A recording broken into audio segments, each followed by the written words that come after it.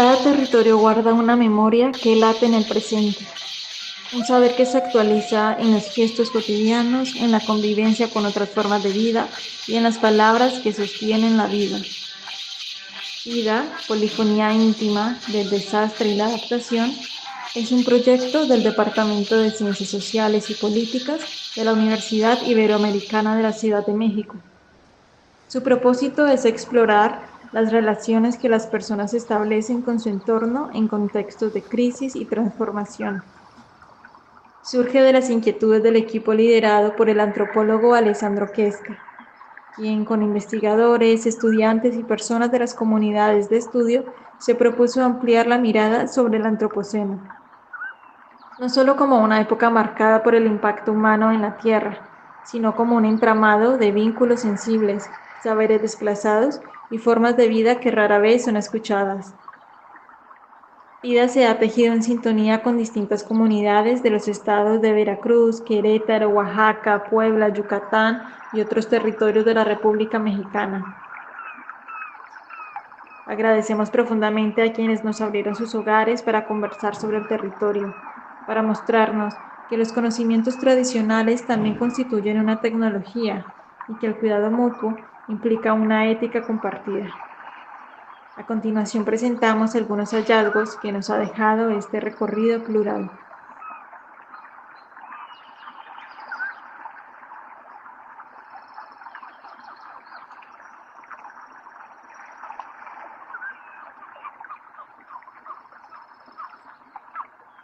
La importancia de las experiencias vividas en el territorio es evidente dentro de las localidades donde realizamos trabajo de campo, como en Santiago Chalixintla, Puebla, la Costa Chica de Oaxaca y Veracruz, donde la memoria popular, lejos de estar fija en el pasado, se actualiza constantemente en el presente y proyecta caminos para enfrentar lo que depara el futuro.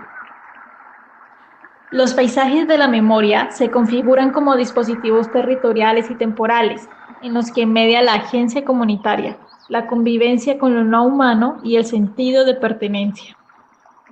Pueblo de Bernal, estado de Querétaro. Durante las fases iniciales del trabajo de campo en el semidesierto, la región de Bernal reveló no solo tensiones hídricas y políticas, sino también una serie de afectaciones ecológicas vinculadas al avance de los agrocultivos intensivos como el sorgo y el trigo. Entre ellas, la proliferación de plagas como el pastle, una planta cuyas hebras grisáceas se adhieren a los árboles, cubriendo el mezquite, el huizache y el palo dulce, así como la expansión de la mosca blanca desde los invernaderos. Todos estos emergen como síntomas de las afectaciones. En los testimonios de habitantes como Don Ángel y Doña Clementina, se reconoce que el abandono del pastoreo tradicional y la pérdida de saberes comunitarios han facilitado la expansión de estas especies. Antes, el pastle era consumido por los animales de corral durante el pastoreo, lo que funcionaba como una forma de mitigación y control. Con la desaparición progresiva del ganado y la transformación del uso del suelo, esta planta ha invadido gran parte de la vegetación local, debilitando los árboles nativos. La mosca blanca, por su parte, es descrita como una plaga que marchita las hojas y deja un polvo blanco sobre los cultivos, impidiendo así su desarrollo. Según Don Ángel, esta especie comenzó a aparecer en los invernaderos ubicados cerca del crucero de Bernal y desde ahí se dispersó hacia los campos y huertos familiares. La expansión de esta plaga se vincula directamente con el modelo agroindustrial, que introduce nuevas dinámicas ecológicas sin considerar los ritmos ni las prácticas locales de cuidado, e incluso se vincula la introducción de una mosca negra, más grande, como estrategia para erradicar la mosca chica, siendo esto una intervención institucional que no fue explicada ni consultada con la comunidad y que dejó más dudas que soluciones. Estas plagas no solo afectan la producción agrícola, sino que traen consigo una sensación de pérdida.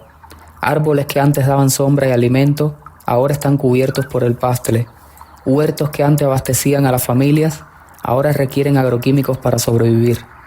El campo ya no es fértil sin agua, por lo que se recurre a buscar trabajos en los viveros. Frente a la insuficiencia de las respuestas institucionales, se reactivan saberes locales e íntimos que adaptan técnicas de conservación y mitigación ante el daño ambiental.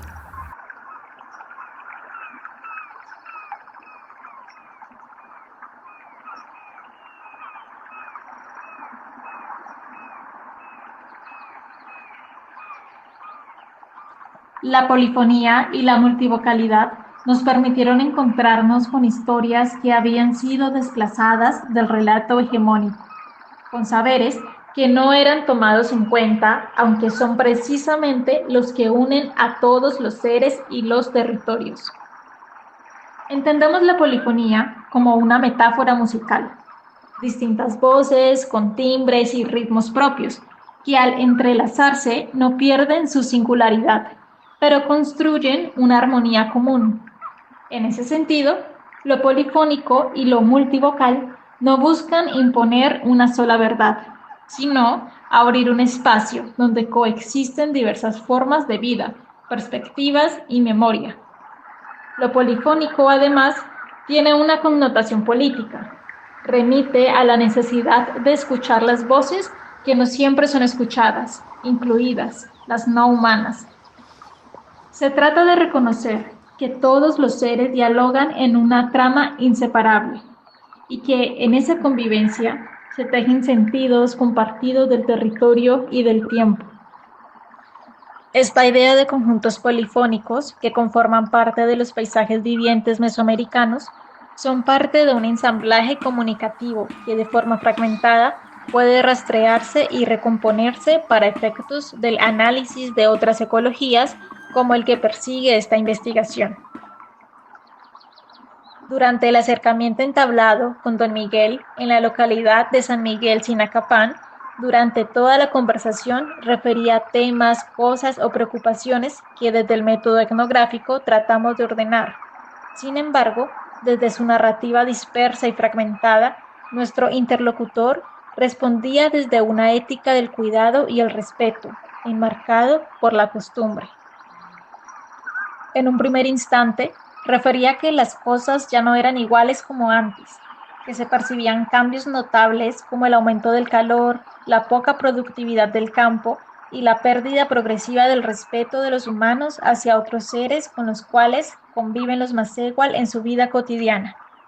Asimismo, el cansancio y la degradación de la tierra y su forma de reconocer este proceso bajo el concepto de Ixtlamitl, el cual afectaba directamente a la cosecha producida de maíz, café, hongos y otras especies animales obtenidas para la dieta. En el caso de su relación con el maíz, era más que obvia esta ruptura de un relacionamiento humanizado. Para don Miguel, esto había dejado de tener un trato respetuoso. Cuando llega el tiempo de la cosecha del maíz, ocurre algo especial. Si alguien encuentra una planta que tiene un par de mazorcas, esa persona es apartada del resto. Esa planta no se corta como las demás, sino con todo y vara, con machete y se guarda aparte. A quien le toca encontrar esas dos mazorcas juntas le dicen: «Ya te tocó el guajolote, ni modo», porque esa persona se convierte en el padrino del maíz. No es algo que se pueda rechazar, ya se sabe que es un compromiso. Al final de la cosecha, cuando todo el maíz ha sido recogido y se llevan las últimas mazorcas pequeñas, llamadas moxat, los carrizos con el par de mazorcas se amarran y se llevan a la casa. El padrino es el encargado de cargarlos. Cuando llegan, en la casa se ofrece café y pan a todos los que ayudaron en la cosecha. Después, el padrino comienza su labor. Con las mazorcas hace una cruz, la adorna con flores y la coloca en el altar. Luego se enciende el copal y se sahuma bien. El padrino dice entonces a los dueños del maíz: «Aquí está nuestro corazoncito. Un año va a estar con nosotros. Un año vamos a compartir su fuerza, su nutrición. Dios nos lo entrega y yo aquí les hago entrega de mi compromiso». Desde ese momento, todos saben que el padrino tendrá que regresar el 3 de mayo a visitar la cruz del maíz llamada Sinshokchit. Ese día, él arregla de nuevo el altar, se sahuma la casa con sus 4 lados y se cumple el compromiso. Así, el ciclo queda cerrado. El maíz no solo se cosecha, también se acompaña y se honra como un ser con quien se comparte la vida.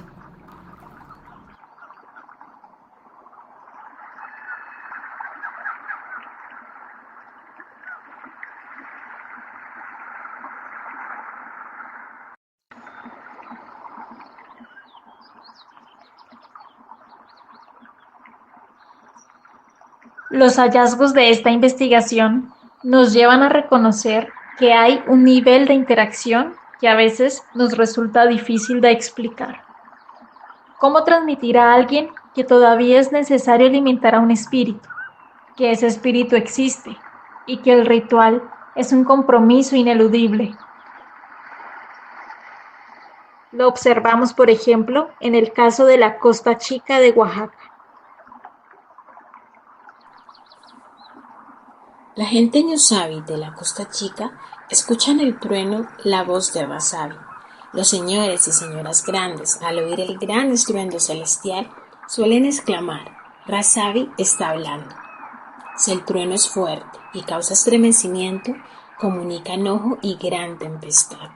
Mientras que, si el relámpago que acompaña su voz se deja ver por el lado del mar, es decir, al sureste, avisa que la lluvia pronto cesará. Otros actos de comunicación de seres otros que humanos son aquellos que informan alteraciones ambientales. Rebeca Acevedo, mujer negra de Morelos, menciona que la presencia de ríos y nubes de hormigas chicatanas ya no son señales de una prominente temporada de lluvias, y que ahora ya no es raro ver algunos animales del monte como los pericos en los jardines de las casas. Rebeca piensa que estos comportamientos inusuales de hormigas y aves se deben al uso continuo de pesticidas en los papayales y limonares, monocultivos que desde hace un par de décadas se han intensificado en la zona, promoviendo el desmonte, la contaminación y la migración de animales.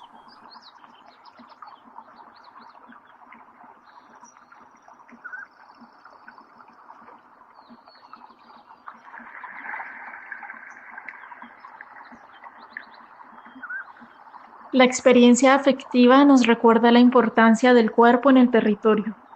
Un cuerpo que atraviesa múltiples relaciones sensibles y que al mismo tiempo encarna la pérdida de esa sensibilidad hacia la tierra y hacia otras especies. Hoy nuestros códigos de relación son distintos y más limitados. Sin embargo, en las comunidades persisten principios éticos del cuidado en común, manifestaciones que revelan otras formas de relacionamiento. Frente al cambio climático, esta diversidad de experiencias constituye también una diversidad de respuestas, posibilidades de continuidad para la vida. El cuerpo es un productor de conocimiento, el cual se manifiesta en diferentes escalas que crean, transmiten o comparten fuerza, Chicagua. Esta fuerza es un elemento fundamental de la vida Masehual. En las ceremonias de Xochicalli, la Casa de las Flores, vestir con ropas nuevas a los espíritus una vez al año es considerado como un gesto de renovación y agradecimiento, un acto que implica, por tanto, dotarlos de fuerza. Al recibirla, estarán mejor preparados para afrontar un nuevo ciclo de trabajo colectivo con los humanos. De manera semejante, en los recorridos hacia los lugares del territorio en donde se depositan ofrendas para dialogar con los espíritus, caminar se entiende como un trabajo que requiere Chicagua. Andar es así un gesto colectivo que transmite fuerza, aunque ahora de forma inversa, desde los humanos y hacia los espíritus. Los hombres de conocimiento o Tlamachtiquetl son mediadores que transmiten saberes, decisiones y necesidades entre los espíritus del territorio y las personas. Esto en la forma de sueños, peticiones y ofrendas. Por ello, es que sus cuerpos mismos sostienen parte de la circulación de esta fuerza, al hablar, llevar mensajes o incluso comer. Así, el flujo constante de rezos, comida y bebida resultan en distintas fuentes de una misma fuerza. Este circuito de intercambio se sustenta en un pacto, en donde el Tlamachtiquetl debe, por un lado, aceptar los dones que recibe de las personas en nombre de los espíritus, al tiempo que debe brindarle a su comunidad el bienestar comprometido por estos. En conjunto, cuerpo, conocimiento y fuerza producen y transmiten un modo de vida Masehual, fundado en prácticas de reciprocidad constante. El conocimiento es así, por tanto, no solo información, sino acciones de interconexión entre distintos seres, considerados todos parte de una vida común.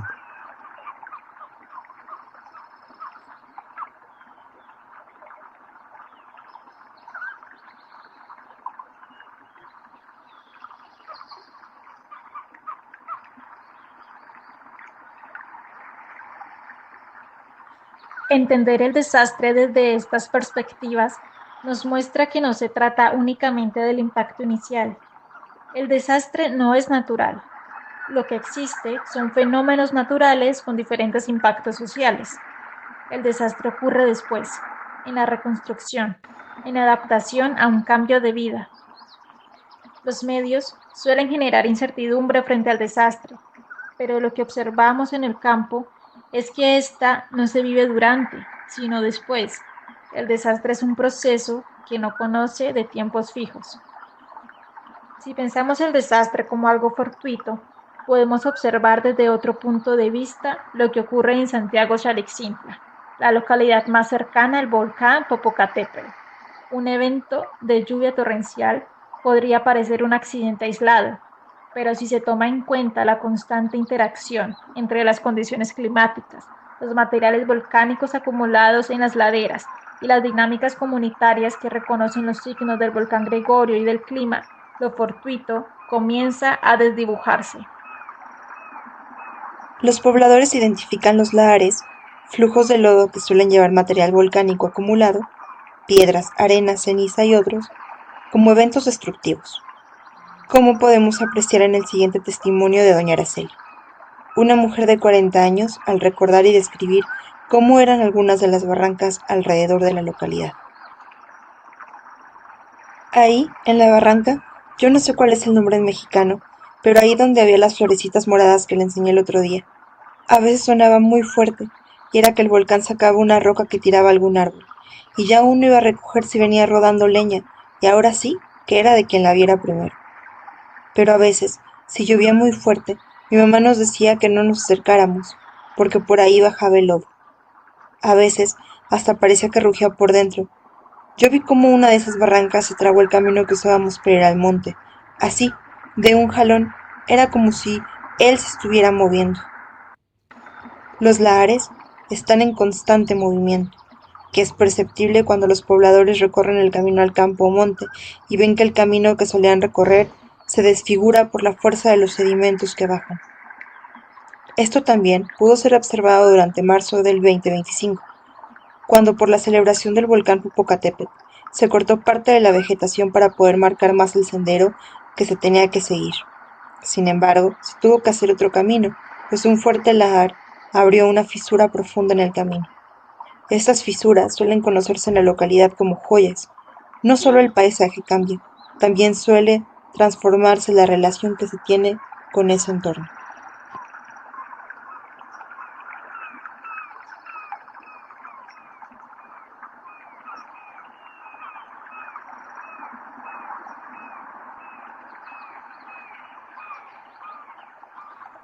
De este trabajo nos surge una pregunta para seguir indagando.